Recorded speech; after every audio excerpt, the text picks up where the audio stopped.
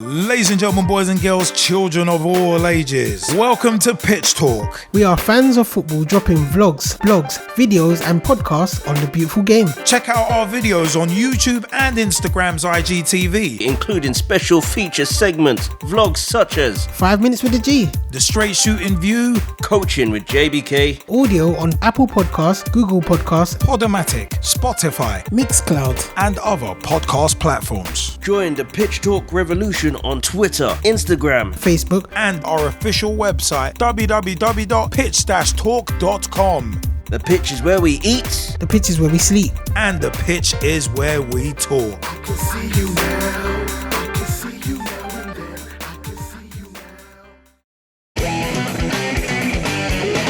now. Pitch Talk special feature segment. Hey everybody, what is up? My name is Straight Shooting LJA and welcome to this Pitch Talk special feature. Now, you can see the football pitches behind me, and that's where we're going to stay for today's special feature, because it was recently announced that there is going to be a trial in England where referees at grassroots level are going to be wearing body-worn cameras during matches. Mostly because of an exponential rise in assaults on referees at grassroots level. Now, I know that obviously I've talked about this individually on the Straight Shooting View, episode 73, Grassroots Referees Need Protection. But in this special feature, myself, the Gman, Nathan Arsenal, and also Coach JBK will be looking at this topic and talking in detail about it. So here's our special feature segment with us talking about the trial, the upcoming trial starting soon, of referees wearing body-worn cameras at grassroots level. Pitch Talk special feature segment. My belief is, there are really bad referees that give all the good referees a bad name, and that's the real issue here. It's about training. Don't get me wrong, I'm not removing accountability for people who assault and abuse referees. I'm not removing any of that accountability. There has to be a strong line or strong action taken against people that do that sort of thing, but there also has to be accountability on the side of those that put on the black shirt. Like, you've got to at least know the fundamentals and be able to do your job properly. Do you get me? And I've been to a heck of a lot of games in the last 5 years of non-league football, and seen a heck of a lot of bad refereeing from individuals who don't seem to know the rules, who always seem to try and make the game about themselves, like, who are not alert, so they're never up to pace with the flipping game, and who seem to go onto the pitch with a chip on their shoulder. Like, they already have a chip on their shoulder. Like, and it's these referees that seem to make the game harder for genuinely good referees. It's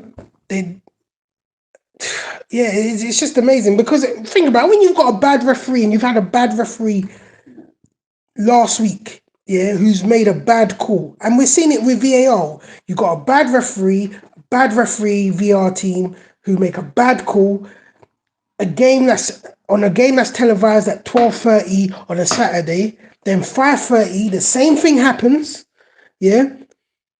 but a different decision happens because good referee and a good call is made by the VAR team, and people are left like, oh, what the hell is this? What's happening? How comes this decision is not getting made properly?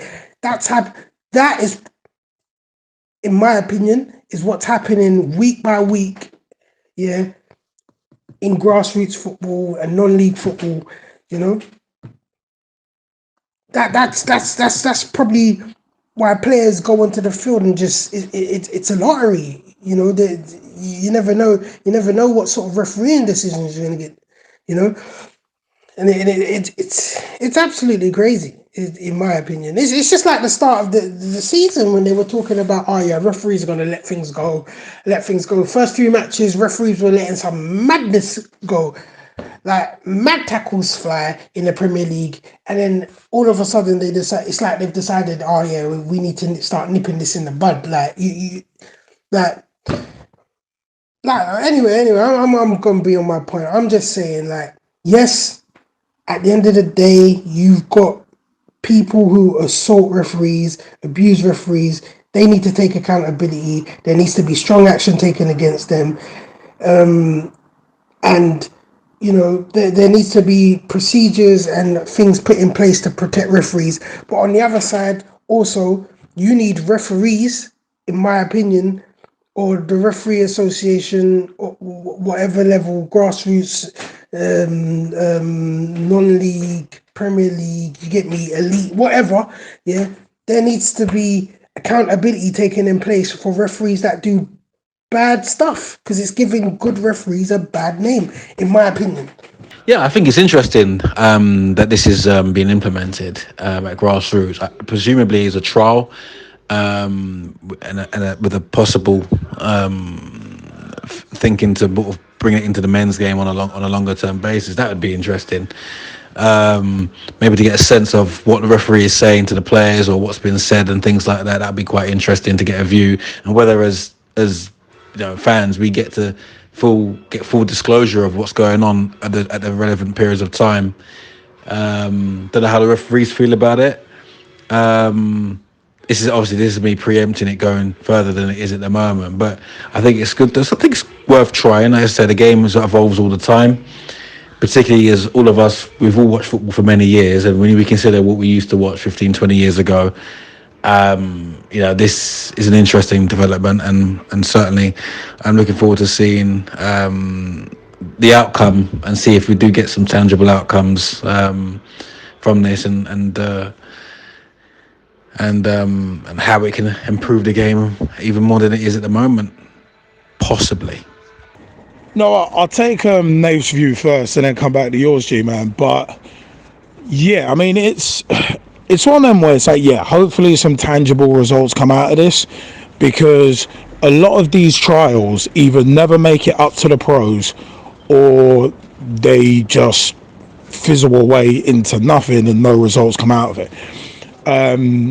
It's always a grassroots football, obviously, that these trials take place.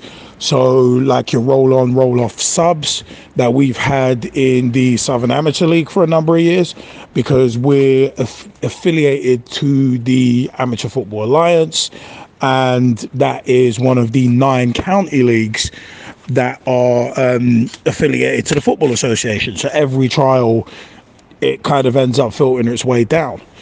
But my thing is similar to you. I'm hoping it yields some positive results, but with the powers that be being the way they are in this country, I doubt that will be the case, sadly, and I hate to say that, but it kind of is the truth. But I mean, it's one of them where I just think to myself, why has it come to this? Because that's the important thing. Why has it come to this? And for me, there needs to be a cultural shift. This whole, I mean, you look at the country we live in, there is always that blame culture, and you see it from what I call the parasitic media. You see it from fans, always looking for a scapegoat, always looking for one player, one person, one referee to bury and blame for their own inadequacies, deflection tactics. You see managers doing it all the time, especially like Jose Mourinho used to do it. He would bury everybody else, even some of his own staff. Remember the whole thing with Dr. John Fern and Dr. Eva Carnero? That dude would bury everybody else and blame everybody else and never point the guns inwards at himself. It's like, no, you're the problem. And for me, that's one of the main issues, where it's like, oh, if my team loses, it's the referee's fault. And it's like, yeah, we've seen bad decisions by referees, and most of what I say, I'll keep it short, otherwise it will be stale retreads. But the fact of the matter is, VAR is always going to be hampered by human error. VAR has always been and was always going to be, as we called it in early 2018, was always going to be a crutch and was going to be blamed for poor decisions. And this is what keeps happening. But as I said before, people don't look at enough the grey areas around rules. And that's what's causing a lot of these issues. Look at the handball rule. It's open to interpretation. And once rules of the game, laws or whatever are open to interpretation, I can interpret something differently to you, Gman, to you, Nath, to Jamie. We could, there's four of us, and we could all interpret the same thing a different way. And as long as we can justify it, then in theory, it's correct. The correct decision will have been made, because the rules of the game and the letter of the law leave that door open, leave that grey area because of the vagueness, because of the lack of clarification. And also in terms of referees, in my view are kind of fighting from underneath. Yes, the standard of refereeing is not amazing, but at the same time, as you said, Nath, look at how the game's evolved over the past 10, 20 years. I mean, I've been watching football since 1994, and the game has evolved exponentially in that time. But it is one of them where it's like VAR and the technology, goal line technology, that sort of stuff is brought in obviously to help, but it ends up making some people lazy, and then it starts becoming a crutch, starts becoming an escape clause. And instead of something to help, it's just yet another thing to blame.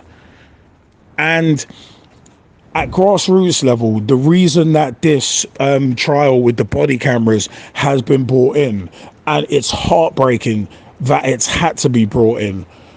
But as I said in August of 2021 on the Straight Shooting View, grassroots referees need protection. Because obviously, like, there's a problem with blaming referees in the blame game at pro level, but you extremely rarely see referees getting assaulted. And most of the time, I mean, the worst thing since I've been watching football, like the Premier League, worst thing I've seen in this country at pro level in terms of a referee being assaulted was what Paolo Di Canio did back in 96, 97. That's the worst. But at grassroots level, as said on episode, I think it was 73 of the Straight Shooting View, grassroots referees need protection.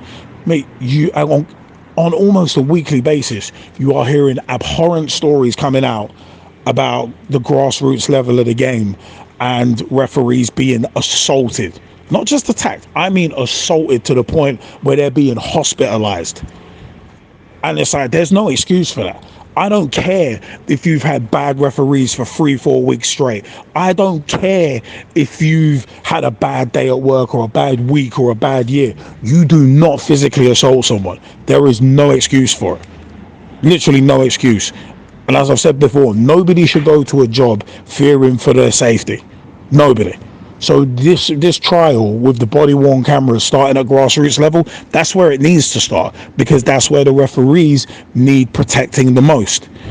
And it is one of them ones that the standard of refereeing at grassroots level is always going to be mixed, because you've got some who are brand new into that level of football, so are just getting used to it. You'll have some referees who I've encountered as well, some referees who are seasoned veterans and have been refereeing at the same level for 15, 20 years because they enjoy it, they're used to it, and they know the players on a first name basis and that kind of thing. It's like, all right, ref, I haven't seen you in a while and all that. That's cool.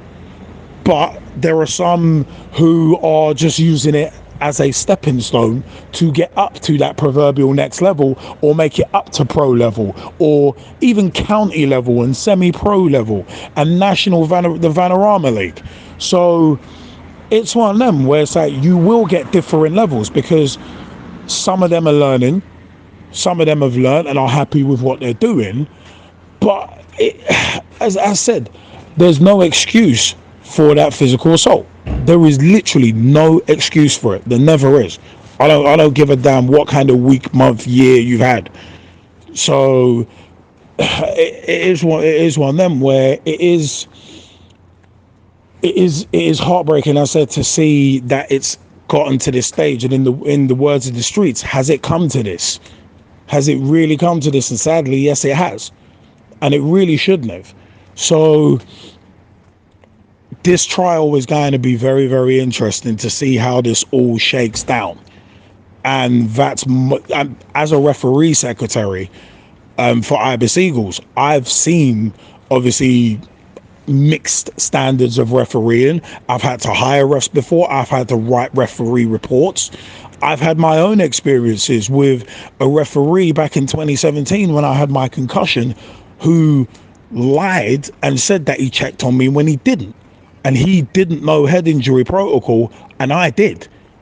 I knew it more than him.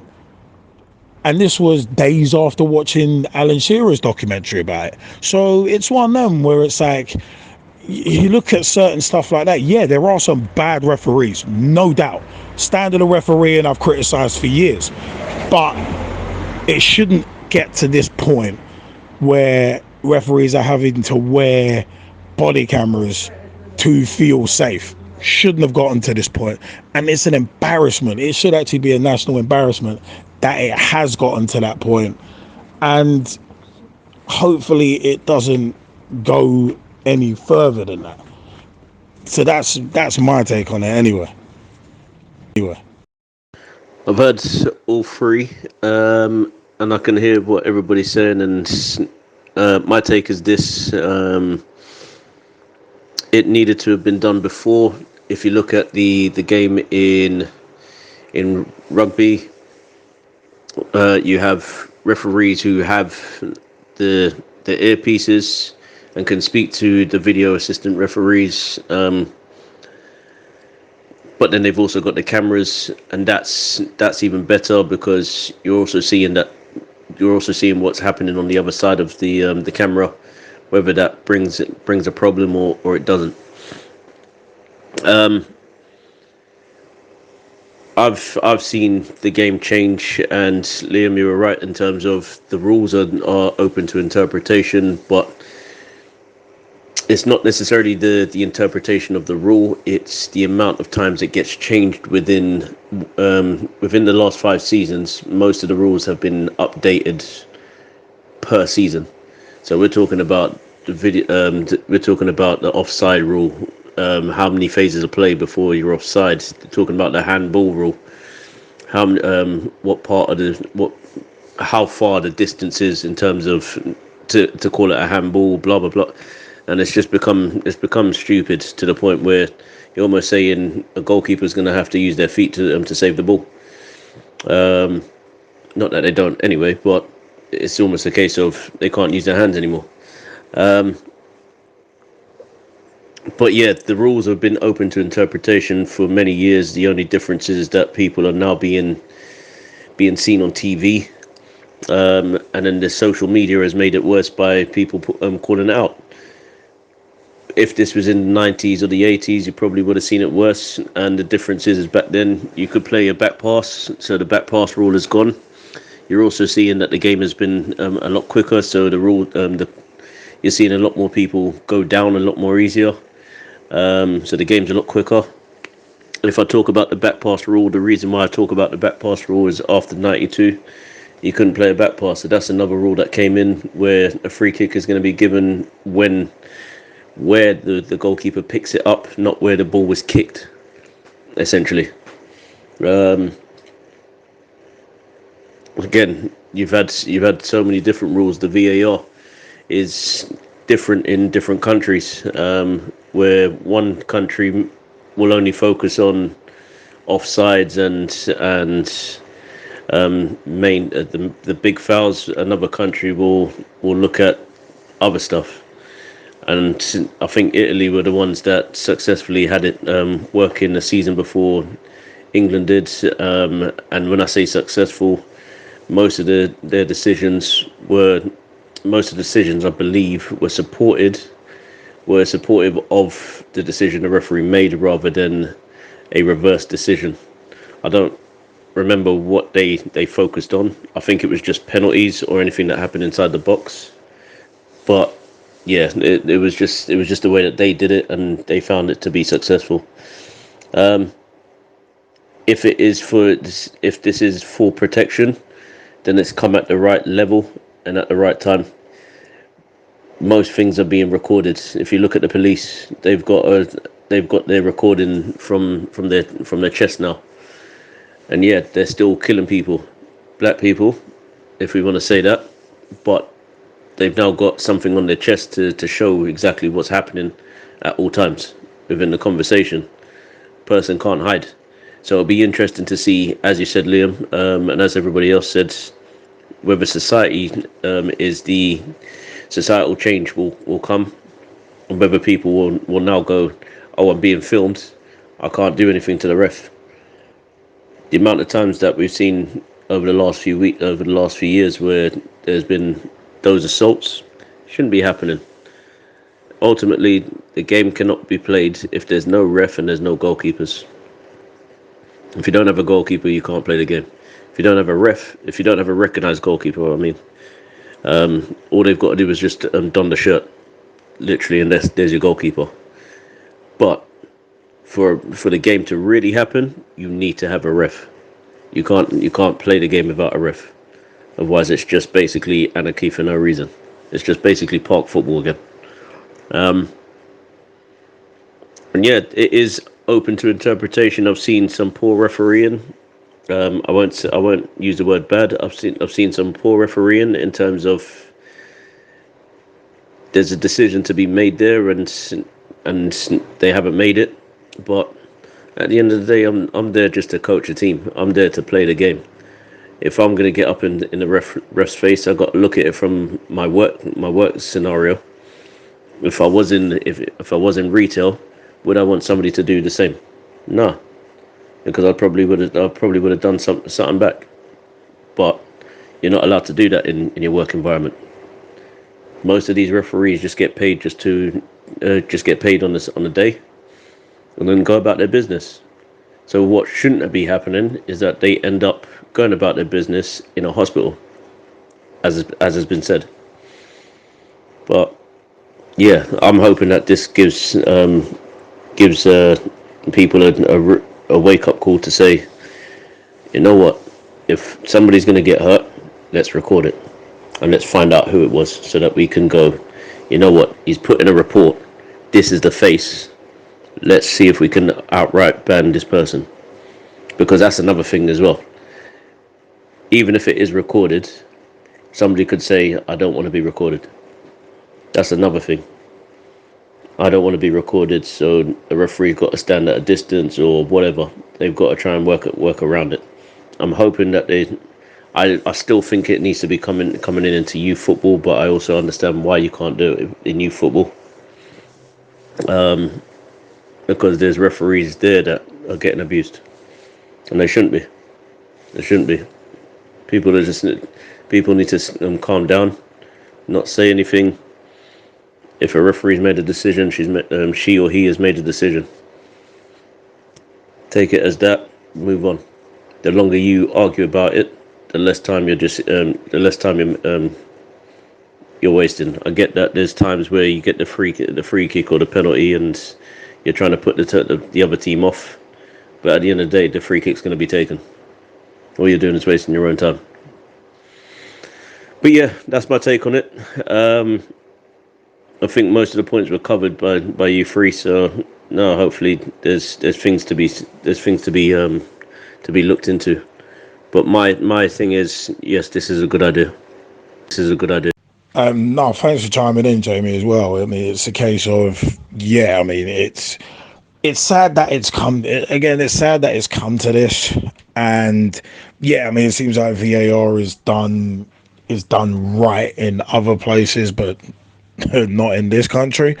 And just to give a shout out to one of the old Pitch Talk contributors, and actually a former blogger for us as well, Dave Meir, aka Mearsey, and been talking to him on Facebook, and basically talking about Tamori and that sending off and stuff to do with VAR and refereeing and that kind of thing.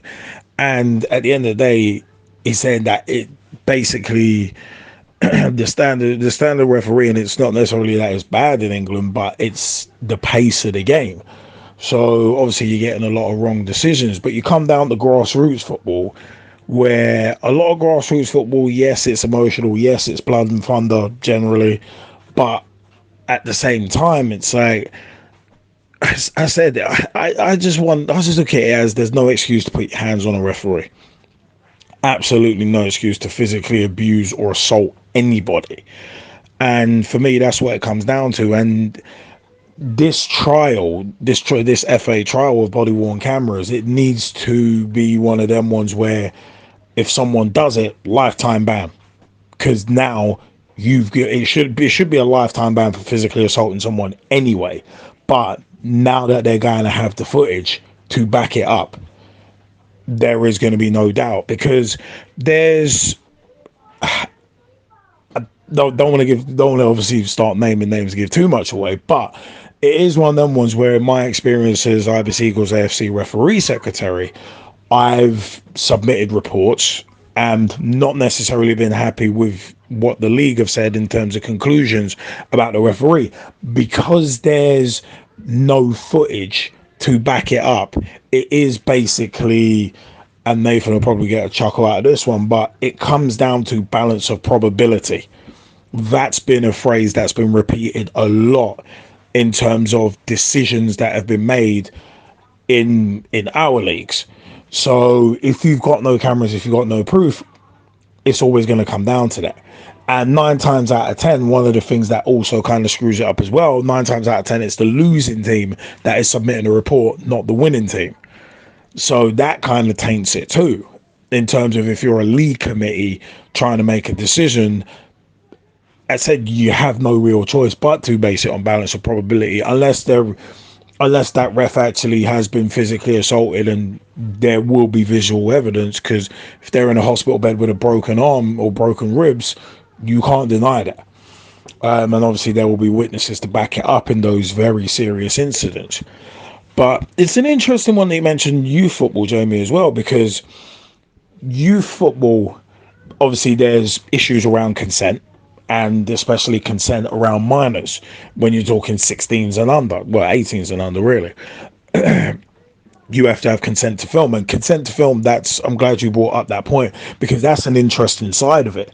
I mean, with adults, you can have something in basically a league constitution that says we are part of this trial because, as I've said before, that say Southern Amateur League, for instance, we're an affiliate league to the AFA, Amateur Football Alliance, which is one of the 9 county FAs that are affiliated to the FA. So more likely than not, we'll be seeing this trial filtering down, probably at senior division level, so like first team teams of each club who have referees. But it is one of them ones that's where we will see it, because it might not filter down to like reserve teams, third teams, fourth teams, and on, because there's already a shortage of referees. This is one problem as well, where there's a national shortage of referees, and as I said, I've seen this over the years firsthand. So it is one of them ones where that is largely because of abuse and stuff like that. And it's a disgrace that it is like this. And it's one of them ones, there does definitely need to be a cultural shift. And it's sad that it's potentially reliant on something like referees wearing cameras. It shouldn't be this way. We shouldn't have to have come to this point. So it's one of them where it just doesn't quite sit right with me that this has to be done, because that to me shows an underlying problem. And Jamie, you made the example of the police where they're wearing body cams and they're still like literally murdering people. It's still happening. But then some of them are getting off scot-free on investigations. Some of these investigations are taking decades, and it gets to be a circus where that kind of thing happens and it's not punished. Also, another good point you make about obviously top level with VAR and the fact that rules are ever changing, and as I've said for a number of years now, where it's like these grey areas around rules, the IFAB changing rules every season. It's like the referees are already kind of fighting from underneath. I mean, you've got that, and then you've got a lot of players who think they understand the rules and they think they understand them better than the refs, and they clearly don't. I mean, as a referee secretary personally, I try and look at whenever the IFAB make changes, like at the beginning of the season, I try and keep an eye on that. But that's whatever you want to call it, the journalistic side of me, that I wanna know what I'm talking about. And there are certain refs, like, well, we were playing HSBC a few weeks back when I got injured, but it was one of them was I was saying to the ref, it's like, ref, you know the rules, right? You've got 5 seconds to bring that back. Even if the player gets a shot off, you still have 5 seconds to bring it back. So, like, and it's one of them was, and the ref, yeah, something like the ref was like, oh no, oh, don't talk. It's like, well, dude, like, I'm letting you know because you have the ability to bring that back. So there are, yeah, some poor referees and poor decisions in that. A lot of referees at grassroots level don't have linesmen either. So they don't have help. So they definitely don't have help that the professionals do, but they don't have help at all. So it's just literally one man in the middle. So it is one of them ones where it is a tough job being a ref. You have to be very, very thick-skinned. But you shouldn't have to expect or even have in the back of your mind, I might get physically assaulted if I make the wrong decision against this club. You should never have to be thinking that way. And this is where these body-worn cameras, you'd hope they'd be a deterrent, but it's going to be weird because if they do turn out to be a deterrent, yes, that's a good thing, but it's a bit of a double-edged sword. Because if people are behaving only when the cameras are there, what about when the cameras are not there? And they might not be able to be there every week. There's a national shortage of referees. There's lacking facilities at grassroots level. You might not be able to have the cameras there every week. So it's one of them ones, what happens when the cameras are not off? There needs to be a behavioral change as well as a culture shift. So it's one of them where, I mean, clubs are going to need to institute charters of good behaviour, and a lot of clubs have them, but don't adhere to them. There's another issue right there. And at the end of the day, managers, coaches, especially when it comes to youth football, managers, coaches, parents all have to be, it's leadership by example. Because with youth football, obviously you're dealing with kids, but also at adult level, you have to always have on your mind, I am a representative of this club. When I'm wearing this shirt, when I'm wearing the training top, when I'm just out and about, I am a representative of the club. Like when you're at work, you can't muck around and post stupid crap on social media because technically you're a representative of that company because you're an employee and you can get fired for saying the wrong things on social media. It should be the same with abusive referees. If you do it, you could potentially risk getting fired from your job. If you physically assault someone, you can get fired from your job. There's consequences to this. So if there's video footage of you assaulting a referee, if I ran a business, if I ran a company, and I saw that one of my employees had like beaten the crap out of a referee or physically assaulted a referee, and there's video evidence of it, that dude's getting sacked. As soon as I find out about it on Monday morning, it's like, right, explain how it got to this point. I've seen the footage. I've reviewed the footage. Explain yourself. You're fired. Give them a chance to explain themselves, and it's like, yeah, you're fired. You're done. Because you can't have that kind of person representing your company. So I look at it as well as if someone's going to assault a referee over something, and I love football to bits, but if someone's going to assault someone over something as trivial as decisions in football, you are a shambles of a person and you are a disgrace, to be perfectly frank. And if anybody laughs or advocates assaulting anybody, let alone a referee, you're a disgrace too. I wouldn't want to play alongside you. I wouldn't want to play in the same club as you. Wouldn't want to, because you're a disgrace. You're a disgrace to the badge, and you know what? You're an embarrassment to your teammates, to your club. So it's one of them where it's like there's got to be real consequences. There's got to be lifetime bans handed down. You put your hands on a referee, boom, you are banned. You are banned. You're done. You never step onto another pitch again. It's a blanket lifetime ban because you shouldn't be doing that. So hopefully these body worn cameras lead to that, and hopefully at youth level at least they can potentially have matches recorded so that there's video evidence of what happens and you can start identifying people. Maybe not with body worn cameras, maybe with a tower, like a camera on a tower where you're filming the match. But yeah, obviously with youth football you have to get consent beforehand from everyone, so it's a lot easier actually at adult level, where you can just build it into your club's charter and say, right, this trial's happening, we're a part of it, we're done. So yeah.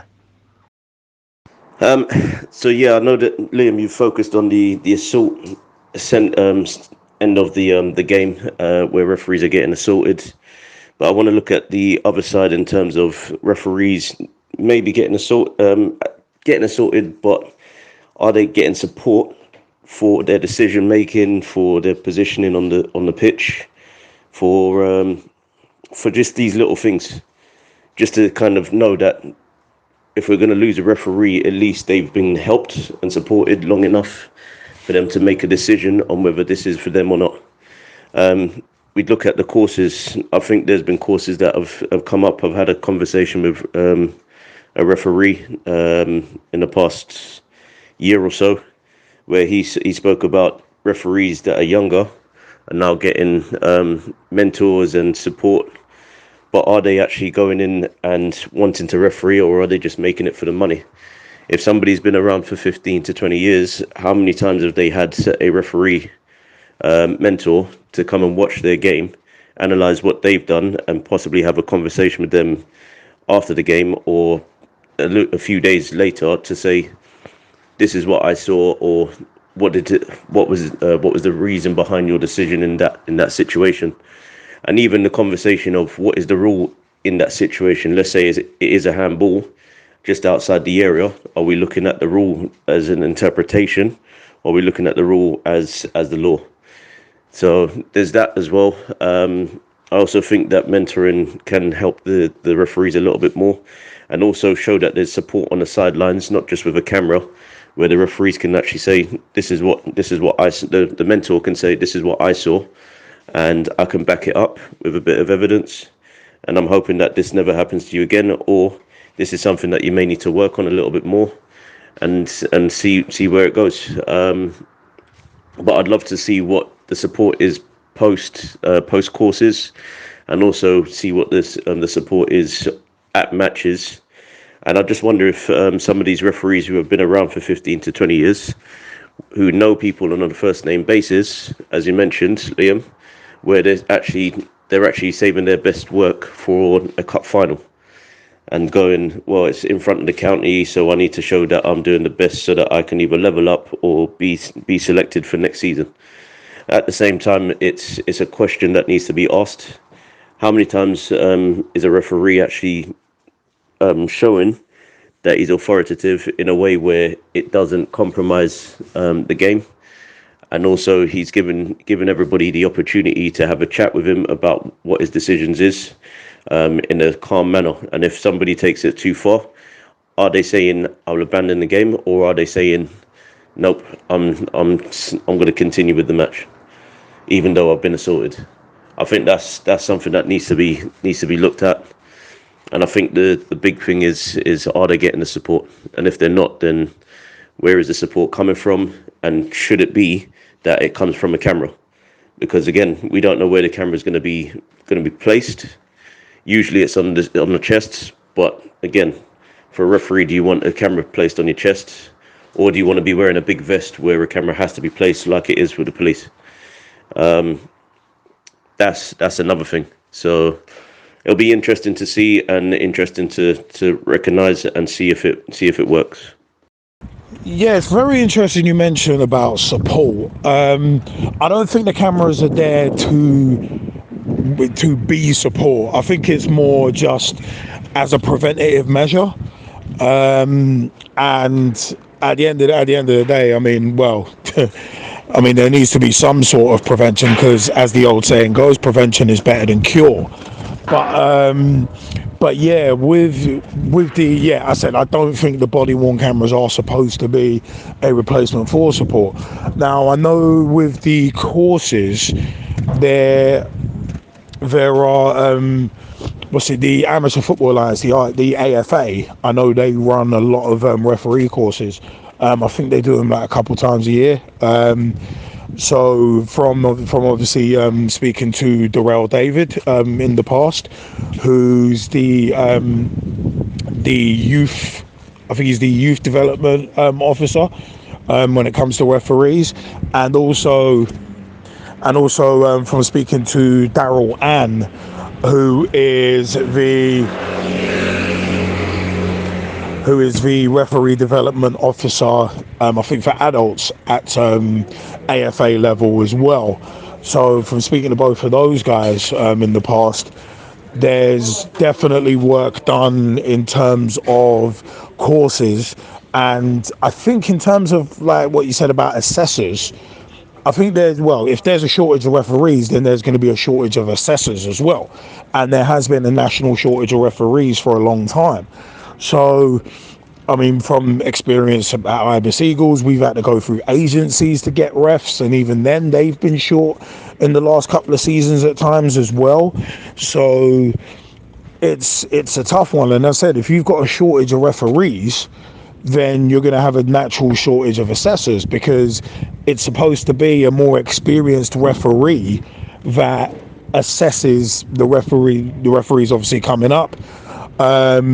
And yeah, in terms of support, I think there is support. I think there is kind of after course support, but I don't know whether that's just for kind of learning and development, or if that's for other stuff such as any sort of grievances and issues. I think that support is there within the Amateur Football Alliance, but obviously they can't be. You can't have someone at every game, so that's where it becomes tough as well. And at grassroots level, there is, of course, always the biggest thing that grassroots football is lacking is facilities. Facilities, amenities, however you want to phrase it. So that's something that needs to be looked at as well. Yeah, I mean, I said that grassroots struggles obviously with funding for stuff like facilities and amenities and that kind of thing.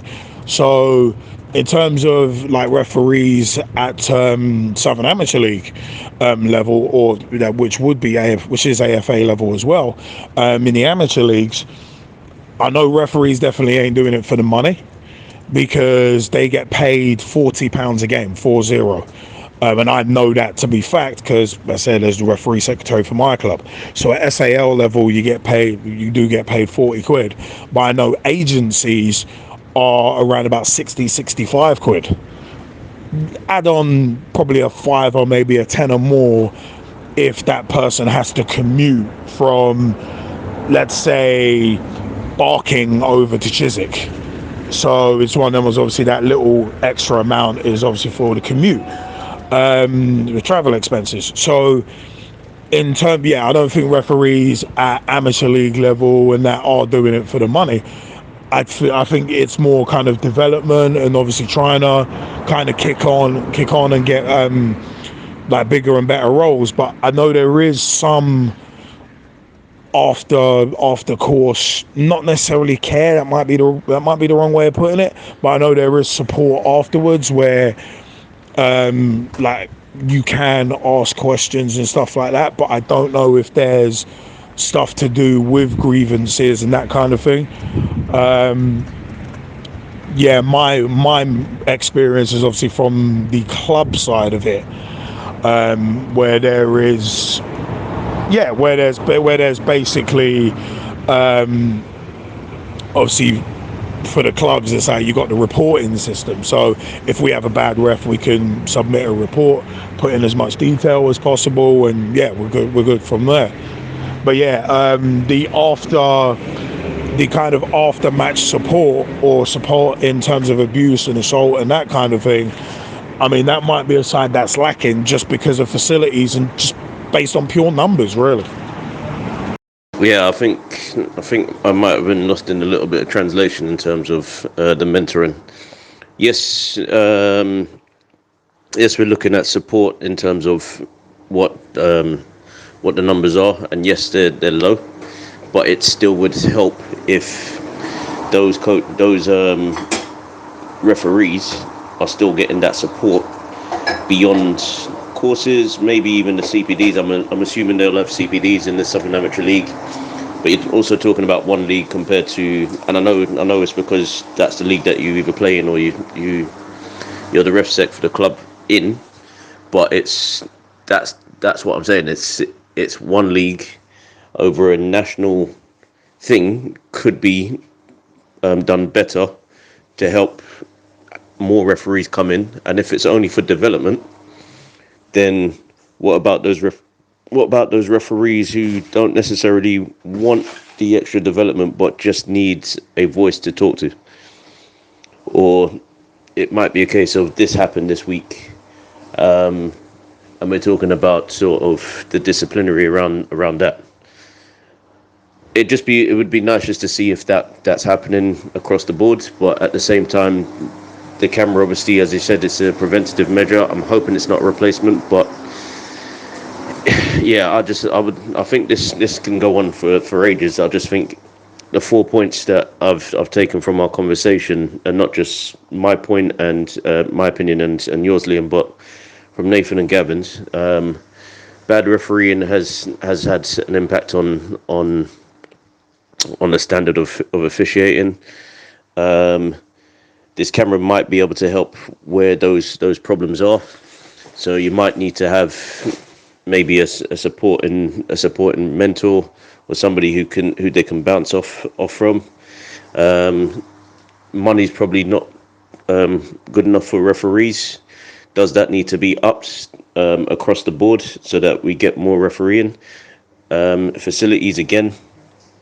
At grassroots, we're not getting as much of that, and it's usually park football that has the worst assaults. And we're talking park football rather than actually in a stadium. And then last but not least, we're talking the camera itself. Is it a byproduct of the assaults that have been happening on referees, or is it to help referees to basically show where the problems are in grassroots football? Yes, it's probably the first one, but I can also assure you that people will still see the problems that happen where referees make poor decisions in the game on that camera. So that's our special feature segment on referees wearing cameras, body-worn cameras at grassroots level. What are your thoughts on it? Is it sad that it's come to this? Did it have to come to this? And will it be a deterrent in terms of referee abuse and violence? Remains to be seen, in my opinion, but we want to know your opinions. www.pitch-talk.com is the official website. You can catch our podcast there and much more. Also at Pitch Talk on Twitter. Tweet with us, follow us, see what we're up to. At Pitch Talk on Reddit. Join the conversation there. At Pitch Talk on Instagram as well. Catch vlog previews, images, and much more there. We're on TikTok too. Pitch Talk on TikTok. On TikTok. Go and search that as well. Also, you can catch us on Facebook. Facebook.com/Pitch Talk. Become a fan, become a friend, become a member of the group. Join the footballing revolution we are working so hard to create. Also, as well, Google Podcasts, Apple Podcasts, Spotify, Ghana, GAANA, Verbal, VURBL. We are Verbal ambassadors and proud of it. So many places. TuneIn Radio, Player FM, wherever you catch your podcasts, that is where you can catch the Pitch Talk podcast. Oh man, so many places that you can catch our podcast and also our videos as well. YouTube.com/Pitch Talk for our video material as well. I have been Straight Shooting LJA on behalf of myself, the Gman, Nathan Arsenal, and Coach JBK. See you next time. Take care and thank you for watching our special feature segment. Join the Pitch Talk revolution. Check out the official Pitch Talk website. www.pitch-talk.com